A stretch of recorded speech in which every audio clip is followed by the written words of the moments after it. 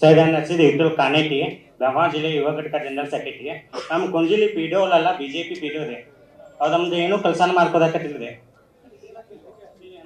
ಜಾರ ಸೈಡ್ ಆಗ್ಬೇಕಾದ್ರೆ ಕೊಂಜಿಲಿ P D ಒ ಕೆಲಸ ಮಾಡ್ಕೋದಕ್ಕತ್ತಿದೆ.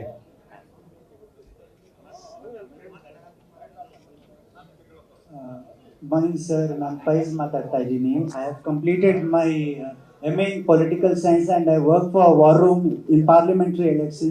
So I have come for help for a job. ಹೌದು ಸರ್.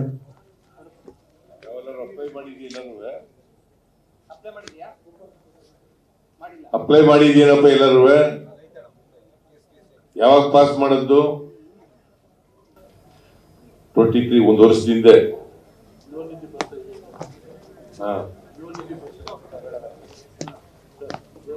ಮಾರುತಿ ಅಂತ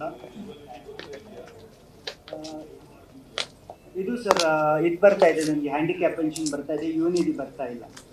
1400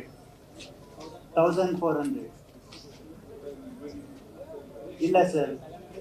No, because what to tell, it was for 2022 because I have passed in 2021 my degree, that's why. ಇಲ್ಲ sir. Pass ಗೊತ್ತಾಯ್ತೇನಪ್ಪ? Those who have passed 23-24, such persons are eligible for the Yuvanidhi scheme. You are coming under Yuvanidhi scheme. Please go to the concerned office and register your name. ಅದು 21 ಬರ್ತದಲ್ಲ, 21 ಅಲ್ಲೇ pass ಮಾಡ್ಬಿಟ್ಟಿದ್ಯಾ? Not last year. ಆಯ್ತಪ್ಪ, master ಈಗ ಮಾಡಿ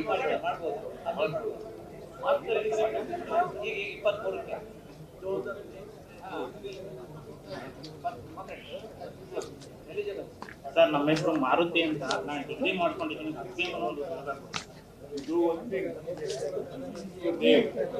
in the concerned office and you are eligible because you have passed the MA in 2023. Since you have passed in 2023, you are eligible. Okay? Because master degree means 3,000 you will get for every month you will get. News first ನಿರ್ಭೀತಿಯಿಂದ ನಿಮ್ಮ ಪರವಾಗಿ.